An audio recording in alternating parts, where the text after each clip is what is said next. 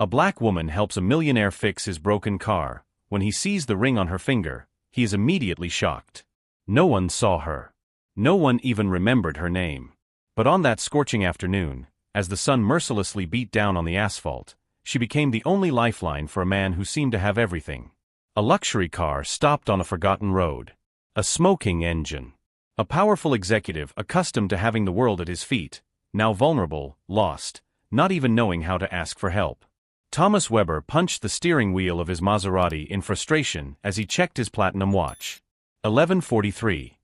In exactly 17 minutes, he was supposed to be presenting the project that would define the future of his company to the most important investors in the country. Sweat was already soaking his silk shirt as he opened the hood, only to be greeted by a thick cloud of steam that made him instinctively recoil. "Damn it," he muttered, loosening his tie. His $3,000 Italian suit was not designed for mechanical repairs, and his knowledge of engines was non-existent. The irony of the situation did not escape him. The man who controlled a business empire, completely helpless in front of a pile of metal and cables he did not understand. The sound of an aging engine interrupted his despair. A pickup truck worn down by time and sun stopped a few yards away. Thomas watched skeptically as a woman stepped out of the vehicle. She wore grease-stained jeans, a plaid shirt with the sleeves rolled up to her elbows, and her curly hair was pulled back into a practical bun. Her dark skin glistened in the harsh sun. "Need some help?" she asked, approaching with steady steps and a confidence that contrasted with Thomas's precarious situation. "I have a crucial meeting in 15 minutes, he replied, not hiding his irritation. "My assistant should be sending help, but there's no decent signal in this damn place." The woman didn't seem impressed by his apparent status or bad mood. Without asking permission, she leaned over the smoking engine, as if ownership of a vehicle that cost more than a house meant nothing. "It's the cooling system," she diagnosed with impressive confidence. "I can fix it temporarily so you can make it to the city. It won't last long, but it'll give you a few hours." Thomas sized her up with a skeptical look, running his eyes over her in a not-so-subtle analysis. "Are you sure?" "I'm a mechanic," she replied dryly, holding his gaze without flinching. "I have a shop 10 miles from here." Without waiting for approval, she returned to the truck to fetch her tools. Her movements were precise, economical, without a single unnecessary gesture. She began working on the engine with absolute concentration. Her hands, small but strong, moved with surgical precision. "5 more minutes and you would have blown the engine completely," she commented without looking up, adjusting something Thomas couldn't even identify. "These models are powerful, but surprisingly delicate, like some people." The indirect remark didn't go unnoticed, but Thomas was too concerned about his meeting to feel offended. "How do you know so much about luxury cars working in?" Thomas stopped abruptly, aware of the prejudice in his unfinished question. "In a forgotten village," she finished, giving him a direct look over her shoulder. "I read. I study. I care about my work. Excellence is not exclusive to big cities, Mr. Weber." Thomas was surprised to hear her surname. "How do you know who I am?" "Your picture is often in the business section of the newspaper," she replied simply, closing the hood. "There. That should get you into town." "I owe you one," Thomas said, relieved. He pulled several bills from his leather wallet. "Please accept this as my thanks." It was when she held out her hand to receive the money that Thomas saw it. An antique silver ring with a small blue sapphire, surprisingly delicate for someone with such hard-working hands. A ring he knew perfectly well. The world seemed to freeze in that instant. A flash of memory crossed his mind. A girl with big, expressive eyes, a promise exchanged under a leafy tree, the last gift his mother had given him before she died. "Where did you get that ring?" he asked, his voice more shaky than he would have liked to admit. The question hung in the scorching midday air. The woman instinctively closed her fist, partially protecting the jewel. "It was my mother's," she replied casually, although her gaze became cautious. "Why do you ask?" What the mechanic couldn't imagine was that 20 years earlier, that same ring had been placed on her small child's hands by a boy who promised to come back for her. A boy who would become the man standing in front of her, a man who had broken a sacred promise and now found her again in the most unlikely way possible. If this story of forgotten promises and unexpected reunions touched your heart, be sure to sign up to find out how a simple ring will become the catalyst for a revolution in the lives of these two strangers whom fate insists on reconnecting. Maya hardened her eyes when she noticed Thomas's fixation on the ring. She put the money in her pocket and turned away, walking determinedly toward her truck. If the car breaks down, the repair shop is 10 miles away, first entrance after the Aurora City sign. Thomas hesitated, torn between the crucial meeting and that disturbing discovery. That ring, he began, but she had already started the engine. Your meeting, Mr. Weber, Maya reminded him coldly. The investors are waiting. As the Maserati disappeared down the road, Maya stood motionless.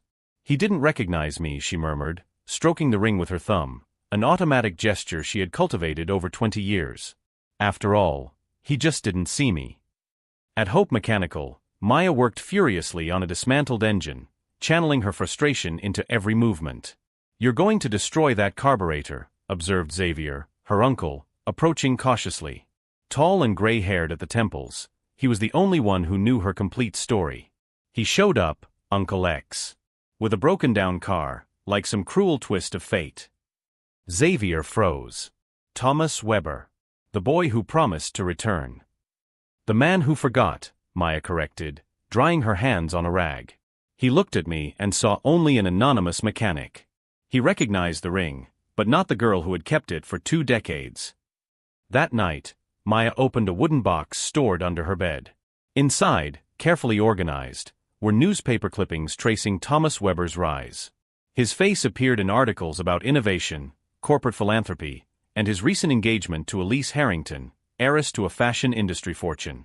Tomorrow he won't even remember the ring, she murmured to the empty room. Maya was wrong. The next morning, an inconspicuous sedan pulled up outside the workshop. Thomas emerged, this time without his expensive suit, as if trying to go unnoticed. We're open, Maya said, keeping her distance. Actually, I came to return this, he replied, holding out his hand. In the center of his palm was a small carved wooden brooch, a bird with outstretched wings. Maya's world stopped. That brooch, her first sculpture, given to Thomas as a farewell gift. Open Heart Orphanage. Orion section, he said softly. You were the girl who taught me how to carve wood when all the other boys made fun of me. You promised you'd come back, Maya said, the words escaping her involuntarily. I tried, Thomas replied, something dark crossing his face. 4 years. But my father, he had other plans. Xavier emerged from the work area, wiping his hands on a cloth, his eyes sizing Thomas up with accumulated suspicion. So the young prince returns, he commented in a low voice. 20 years later. Thomas held his gaze. I understand your mistrust, but I came to ask for a chance to explain. Xavier rescued me when I left the orphanage, Maya explained. He taught me everything I know, gave me a home when no one else would. Something I promised to do, Thomas acknowledged with visible regret. Why now? Maya challenged. After all this time. Thomas took a deep breath. In 3 weeks, I'll officially announce my engagement to a woman I don't love, take over the presidency of a company I secretly detest, and complete my transformation into the man my father always demanded I be. He paused significantly. And then I saw you, or rather I saw the ring, and something stirred. Thomas's phone rang insistently. On the screen, Elise, 6th call. She seems persistent, Maya observed bitterly. My jailer, he replied, hanging up. Our marriage is a corporate merger disguised as romance. And what do you expect from me? Maya asked, crossing her arms. Absolution for abandoning you? Answers, he said simply. And maybe a chance to correct the biggest mistake of my life. What Thomas didn't reveal was the investigation he had begun the night before, a thorough search of Maya Oliveira, her past in the orphanage, and the mysterious disappearance of documents related to the property that once belonged to her family.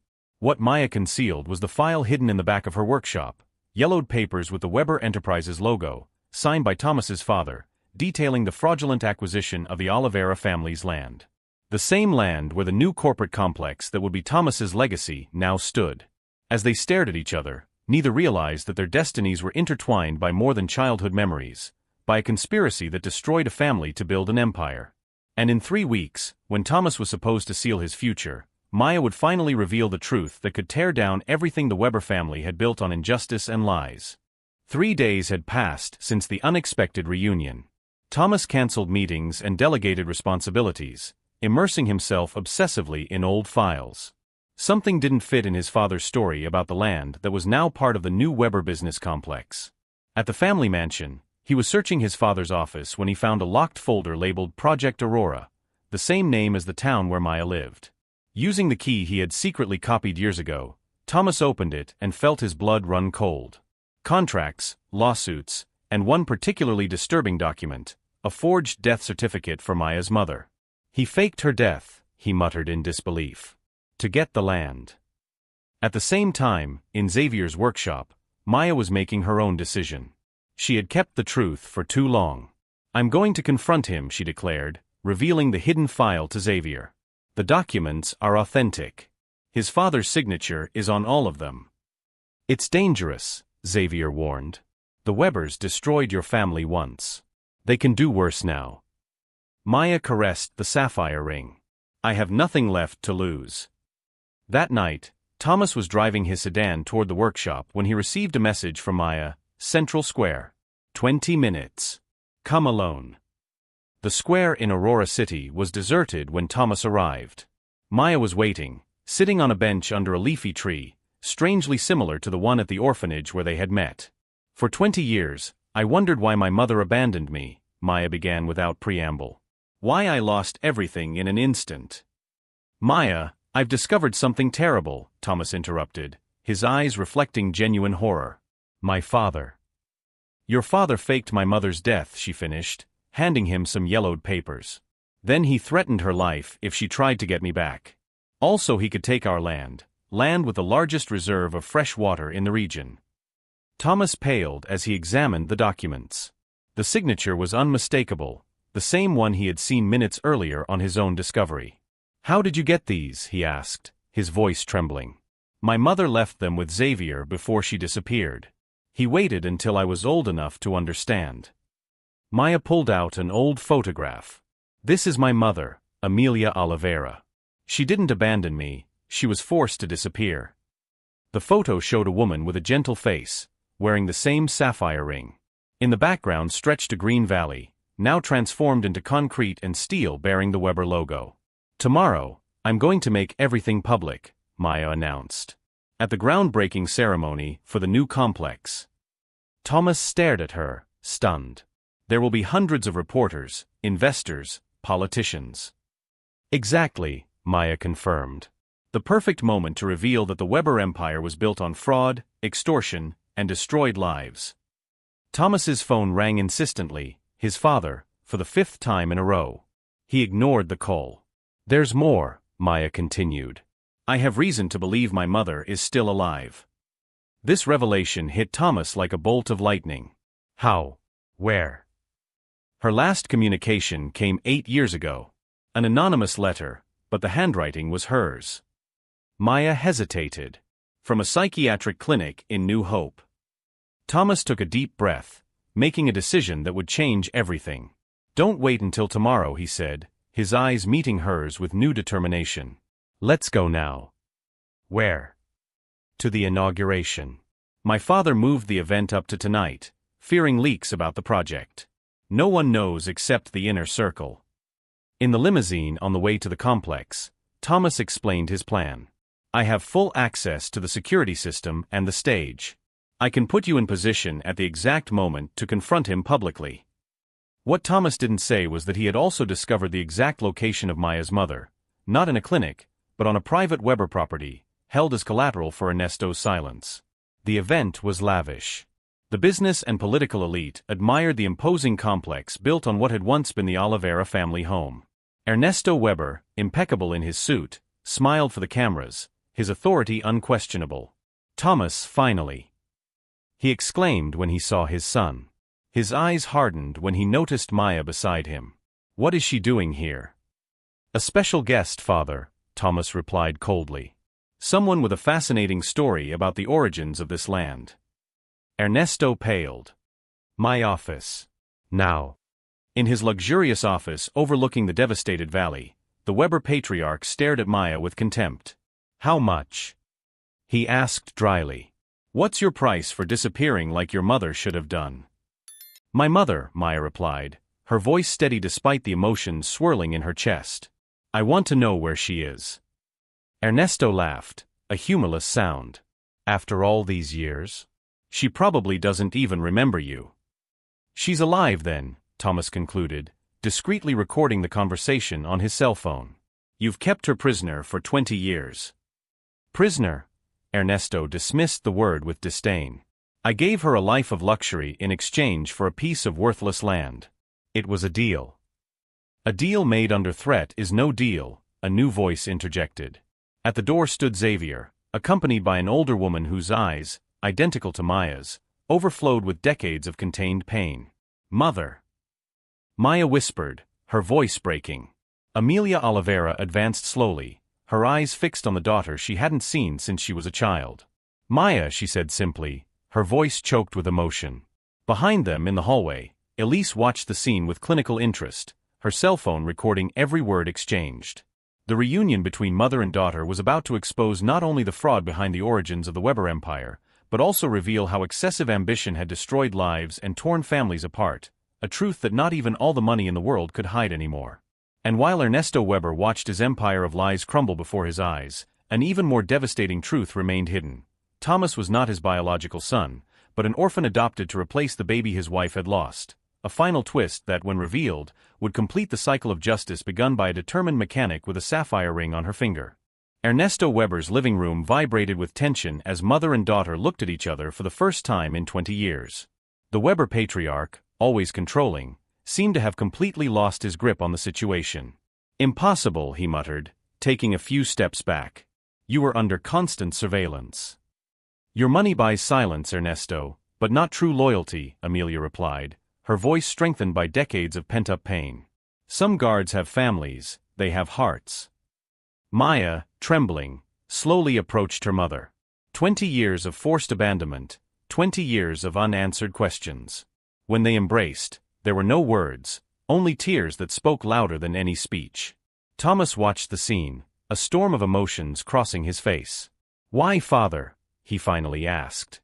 "Why destroy a family for a piece of land?"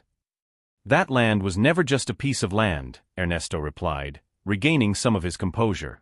"It's the largest reserve of drinking water in the region. It's worth billions, the future of this company. And that justifies destroying lives."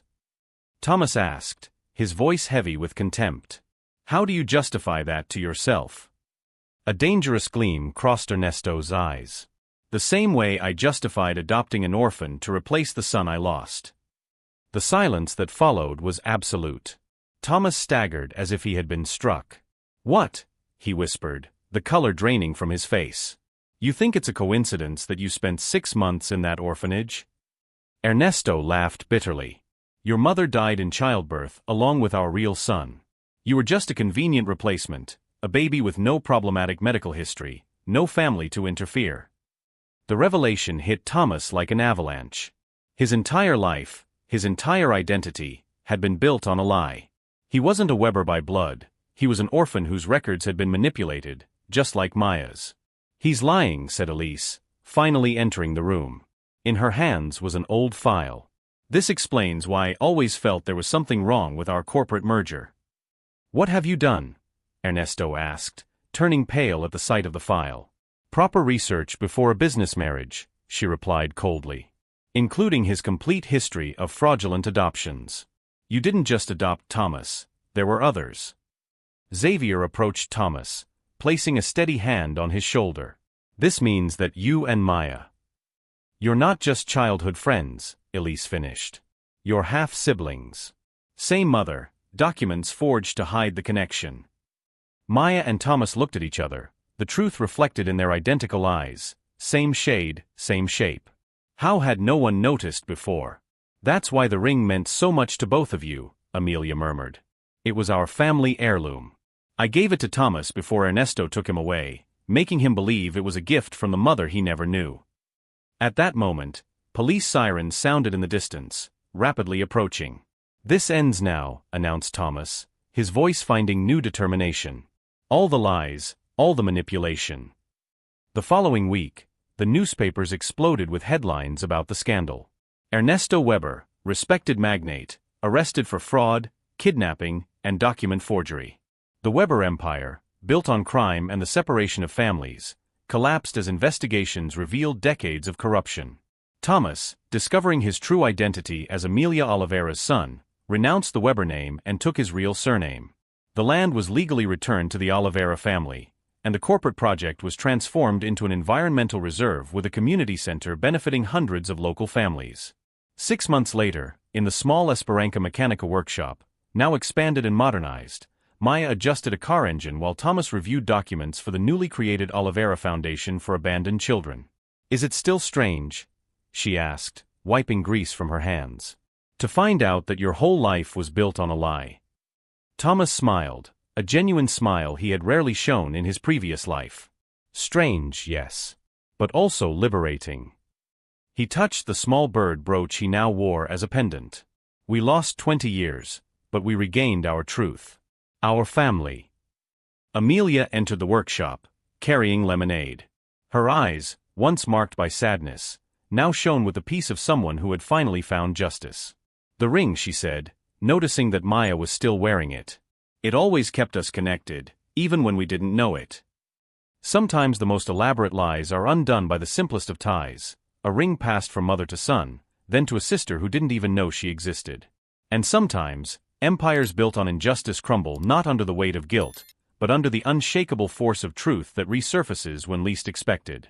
If this story about family ties buried under decades of lies touched your heart, don't forget to subscribe to the channel for more stories that show how the truth, however painful, has the power to heal wounds that seemed permanent and reconnect lives that were separated by greed and power.